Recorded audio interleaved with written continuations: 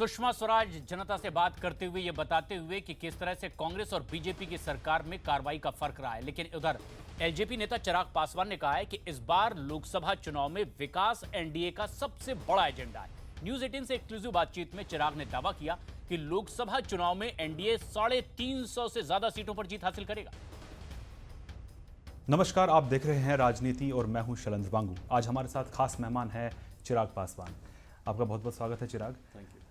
सबसे पहले बात करें चुनाव की, तो 5 साल बीत चुके हैं। 2019 का चुनाव आप किन मुद्दों पर लड़ने वाले हैं? देखिए, मुझे लगता है हमेशा की तरह 2014 में जिस तरीके से हमारी एनडीए सरकार ने और हमारे प्रधानमंत्री जी ने विकास को अपना एजेंडा बनाया था, मुझे लगता है आज की तारीख में भी वही एजेंडा होना चाहिए। और मैं निरंतर लोक जनशक्ति पार्टी की तरफ से मैं भी निरंतर इस बात को कहता रहा हूँ कि हमारे देश को और ख़ासतौर पर जिस प्रदेश से मैं आता हूँ, बिहार को, सबसे ज़्यादा ज़रूरत है विकास की। डेवलपमेंट ही एकमात्र हम लोग का एजेंडा होना चाहिए। और जब मैं डेवलपमेंट की बात करता हूँ, हर तरीके का development, right from the basic infrastructure से लेके जो बेसिक एनिमिटीज़ की जो ज़रूरत होती है उससे लेकर मूलभूत ज़रूरतों से लेकर प्रदेश को विकास की राह पर आगे लेके जाने के लिए, आर्थिक सामाजिक विकास के लिए जिन जिन चीज़ों की ज़रूरत है, मुझे लगता है एजेंडा सिर्फ और सिर्फ होना चाहिए। कितनी सीटें लगता है आपके टारगेट पे है एनडीए के लिए अक्रॉस द कंट्री? कितनी सीटें आपके पाले में आएंगी एनडीए के लिए अक्रॉस द कंट्री की अगर आप बात करें तो डेफिनेटली 2014 में जितनी सीटें हम लोगों ने पाई थी उससे ज़्यादा हम लोग जाएंगे। मेरा आकलन ये कहता है, क्योंकि मैं ना सिर्फ बिहार में बट विभिन्न और प्रदेशों में पार्टी है, पार्टी का संगठन है और उनके जितने कार्यक्रमों में मैं जाता हूँ, तो वो चीज़ मुझे इस बात का विश्वास दिलाती है कि 350 प्लस डेफिनेटली हम लोग जाएंगे। 400 के आसपास भी गए तो कोई आश्चर्य नहीं होना चाहिए। अब बिहार की बात करें तो बिहार में जो एनडीए का सीट बंटवारा हुआ है, आप उससे संतुष्ट हैं? और बिहार में कितनी सीटें आपके पाले में आएंगी 40 में से? बिहार की अगर मैं बात करूं, मैं फिर वही बात दोहराऊंगा, 2014 से ज़्यादा सीटें इस बार हमारा एनडीए गठबंधन बिहार में लेके आएगा। और मेरा विश्वास इस वजह से है कि 2014 में नीतीश जी हमारे साथ नहीं थे, पर जिस तरीके से इस बार नीतीश जी, उनकी पार्टी जनता दल यूनाइटेड जिस तरीके से हमारे गठबंधन का हिस्सा बनी है, भारतीय जनता पार्टी, लोक जनशक्ति पार्टी और जनता दल यूनाइटेड, ये अपने में इतना स्ट्रॉन्ग एक अलायंस है। डेफिनेटली 36-37 सीटें हम लोग पाएंगे आउट ऑफ 40।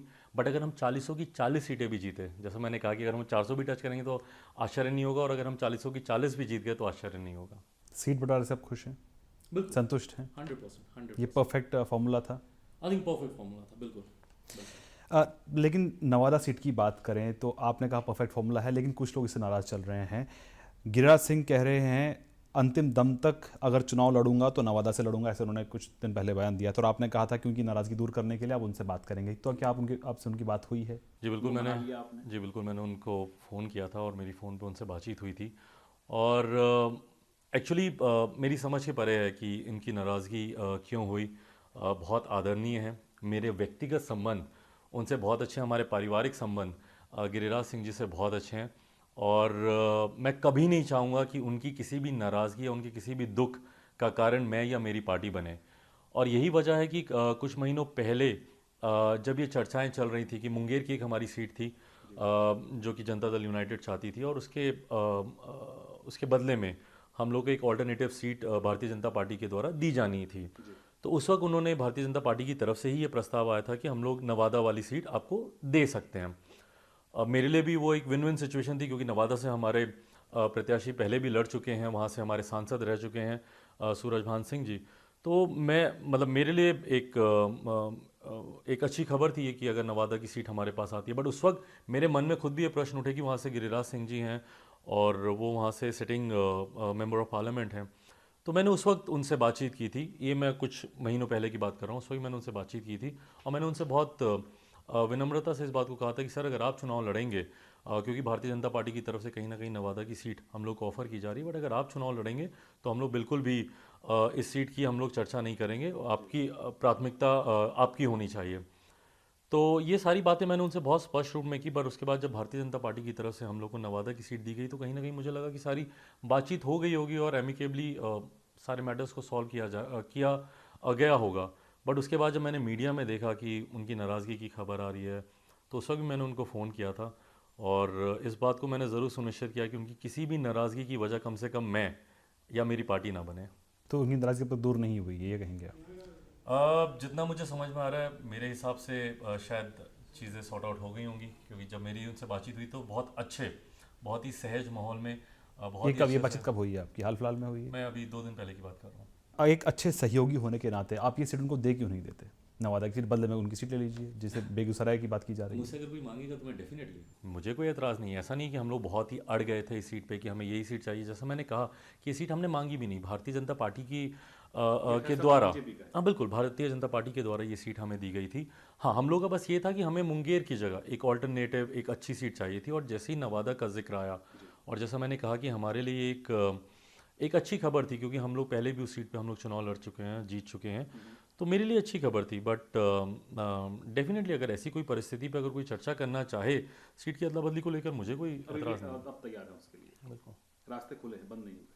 नहीं, रास्ते बिल्कुल, देखिए जैसा मैंने कहा कि गिरिराज सिंह जी मेरे लिए प्रायोरिटी हैं, बहुत आदरणीय हैं, बहुत सम्मानित नेता हैं, और मेरे उनसे संबंध बहुत अच्छे हैं। मैं कभी भी नहीं चाहूँगा कि उनकी किसी भी नाराज़गी की वजह मैं बनूँ। अब बात करें बेगूसराय सीट की, तो ऐसा कहा जाता है कि बेगूसराय सीट पर लेफ्ट का प्रभाव रहता है, और चर्चा ये भी है कि इस बार कन्हैया कुमार को बेगूसराय सीट से उतार सकती है लेफ्ट। तो ऐसे में क्या यही वजह है कि बेगूसराय सीट से हर कोई बचना चाहता है लड़ने से? नहीं, मुझे नहीं लगता कि कन्हैया जी को इतनी ज़्यादा इंपॉर्टेंस देनी चाहिए कि वो वहाँ से चुनाव लड़ें, इसलिए हर कोई बचना चाहेगा या उस सीट से भागना चाहेगा। मुझे नहीं लगता कि बिल्कुल भी ये वजह होगी। जैसा मैंने कहा कि अगर हमारे खाते में अगर बेगूसराय की भी सीट आती तो I was open to it. You are still open to it, या अब टाइम बहुत कम रहेगा? मेरे हिसाब से मुझे लगता है कि अब काफ़ी ज़्यादा समय निकल चुका है। पहले फेज़ के चुनाव की नामांकन की प्रक्रिया भी अब शुरू हो गई है, और अगर हम लोग नवादा वाली सीट की बात करें तो फर्स्ट फेज़ में ही नवादा पे की सीट पे पोलिंग है। तो मुझे लगता है कि बहुत ज़्यादा विलम्ब हो गया। बट क्योंकि जब चर्चाएं हुई, भारतीय जनता पार्टी, जनता दल यूनाइटेड और लोक जनशक्ति पार्टी, जब ये तीनों पार्टी के नेता आपस में बैठे, और क्योंकि अपनी पार्टी का प्रतिनिधित्व मैं खुद कर रहा था, तो तमाम उन बैठकों में मैं खुद मौजूद था। तो उस वक्त मुझे कभी भी ऐसा नहीं लगा कि इस सीट को लेकर कोई विवाद है या इस सीट को लेकर किसी तरीके की कोई परेशानी है। बहुत एमिकेबली हमारी चर्चा हुई और ये सीट हम लोग के खाते में आई, तो उस वक्त मुझे कभी नहीं लगा कि इसको लेकर कोई ऐसी परेशानी है। अब बिहार में महागठबंधन की रूपरेखा लगभग तय हो चुकी है, और क्या आप मानते हैं कि महागठबंधन एक चुनौती हो सकती है एनडीए के लिए बिहार में? देखिए, अगर मैं बोलूँगा तो मैं साउंड करूँगा कि मैं क्योंकि उनका विपक्ष हूँ और इसलिए मैं ये बात कह रहा हूँ, बट मैं बहुत ऑनेस्टली इस बात को बोलूँगा, महागठबंधन कहीं से किसी भी तरीके की चुनौती अगर हम बिहार के परिपेक्ष में करें, वैसे देश भर में कहीं नहीं, और देश भर में तो खैर महागठबंधन का वो स्वरूप बना भी नहीं जिसकी लोग कल्पना कर रहे थे। उत्तर प्रदेश की आप बात करें तो वहाँ पे कांग्रेस को पूरी तरीके से साइडलाइन कर दिया गया, टू एन एक्सटेंड की मायावती जी, अखिलेश जी कांग्रेस का नाम सुनने से भी उनको एतराज़ होता। उन्होंने कल जिस बंगाल में इसी तरीके से हुआ, तो कहीं पे महागठबंधन का वो स्वरूप बना नहीं। और बिहार के भी अगर आप परिप्रेक्ष्य की बात करें तो जितनी खींचातानी इसमें हुई है, होता क्या है, जब ऊपर के स्तर पर इतनी ज़्यादा खींचातानी होती है, जब शीर्ष नेताओं के बीच में सीटों को लेकर इतनी ज़्यादा रसाकसी होती है, तो कहीं ना कहीं नीचे ग्राउंड लेवल पे वो तालमेल ढंग से नहीं बैठ पाता। जब आप जिला स्तर पर जाएं या पंचायत स्तर पर जाएं या प्रखंड स्तर पर जाएं, तो उस तरीके से तालमेल स्थानीय वहाँ के पार्टी के पदाधिकारियों का हो या वहाँ के नेताओं का, वो नहीं बन पाता। But having said it all,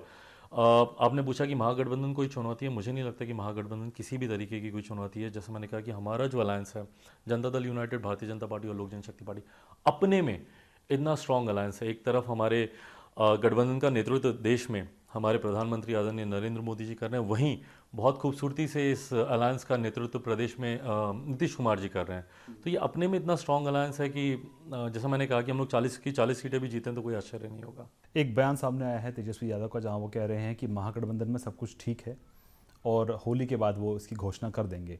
तो ऐसे में एक इस बयान को कैसे देखते हैं आप कि महागठबंधन में सब कुछ ठीक है, मतलब कि कांग्रेस को मानते हैं कि वो शामिल होगी? अगर कांग्रेस बंगाल और यूपी की तरह बिहार में वो शामिल नहीं हो पाती है महागठबंधन में, तो इससे क्या फ़र्क पड़ेगा?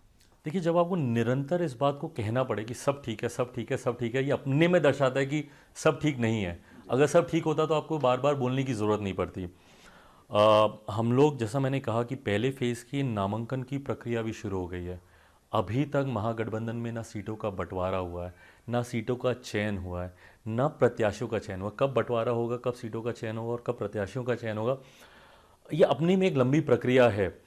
मुझे खुशी है कि हमारे गठबंधन ने बहुत पहले दिसंबर के महीने में ही हम लोगों ने सीटों का बंटवारा कर लिया था, और कुछ दिनों पहले हम लोगों ने सीटों का चयन करके, और मुझे लगता है बहुत जल्द 1 या 2 दिन में हम लोग तमाम प्रत्याशियों का, हमारी कल संसदीय बोर्ड की बैठक भी हुई थी, तो मुझे लगता है बहुत जल्दी 40 की 40 सीटों का एनडीए अपने प्रत्याशियों का अनाउंसमेंट भी कर देगा। But having said it all, ये उनके लिए चिंता का विषय, मेरे लिए चिंता का विषय नहीं है। उनकी कमज़ोरियों पे ध्यान देने से ज़्यादा मैं अपनी, हमारी जो स्ट्रेंथ है उसको और कैसे हम लोग बढ़ा सकें, मैं उस पर अपना पूरा का पूरा ध्यान केंद्रित करना चाहूँगा। हाँ, इसी बीच ये भी खबर है कि शत्रुघ्न सिन्हा बीजेपी का दामन छोड़ के कांग्रेस में शामिल होने जा रहे हैं, तो ऐसे में आपकी क्या सलाह होगी उनको? नहीं, मैं कौन होता हूँ उनको सलाह देने वाला, वो अपने में एक बड़े नेता हैं और बहुत सम्मानित व्यक्ति हैं, और ये भारतीय जनता पार्टी और उनके बीच की बात है, ये उनका एक इंटरनल मैटर है। वो भारतीय जनता पार्टी के साथ रहना चाहते हैं, नहीं रहना चाहते हैं, भारतीय जनता पार्टी उनको अपने साथ रखना चाहती है, नहीं रखना चाहती है। I think I am no one to comment on that. पिछले विधानसभा चुनाव में नीतीश कुमार आपके साथ नहीं थे, लेकिन इस बार आम चुनाव से पहले नीतीश कुमार एनडीए का हिस्सा हैं। इसी बीच एक तेजस्वी यादव का एक ट्वीट सामने आया था। उन्होंने ये कहा था कि बीजेपी गारंटी दे कि 2019 में भाजपाई वोट लेकर चुनाव के बाद नीतीश जी पलटी नहीं मारेंगे। इस पर आप क्या कहेंगे? देखिए, अब उनके ट्वीट पे मैं क्या बोलूँ, मेरे छोटे भाई हैं, क्यों इस तरीके से कभी कभी उनके ट्वीट सामने आते हैं, मेरी समझ के परे है। नीतीश जी हमारे प्रदेश के मुख्यमंत्री हैं और एक लंबे समय से उन्होंने हमारे प्रदेश का प्रतिनिधित्व किया है। हमारे गठबंधन का नेतृत्व वो कर रहे हैं, और मुझे लगता है जिस खूबसूरती से वो कर रहे हैं, वो एक जंगल राज के विकल्प के तौर पर नीतीश जी उभर कर आए थे। और पिछले 15 सालों का अगर आप उनका शासन देखें, जिस तरीके से वो हमारे प्रदेश को विकास की राह पर आगे लेकर गए, और जिस तरीके से उन्होंने हमारे प्रदेश को, जिस तरीके से वो अपराधियों की जकड़ में हमारा प्रदेश था, जिस तरीके से उन्होंने अपराध से हमारे प्रदेश को बाहर निकाला, जिस तरीके से करप्शन से उन्होंने हमारे प्रदेश को बाहर निकाला, और आज की तारीख में मुझे लगता है हमारे प्रदेश के लिए सबसे सुनहरा मौका 27 साल में आज आया है। इन 27 सालों में हमारे प्रदेश की विडंबना ये रही है कि कभी भी केंद्र की तर्ज पर राज्य में सरकार नहीं थी, हमेशा विरोधाभास की सरकारें रहीं, केंद्र में कोई और सरकार, राज्य में कोई और सरकार।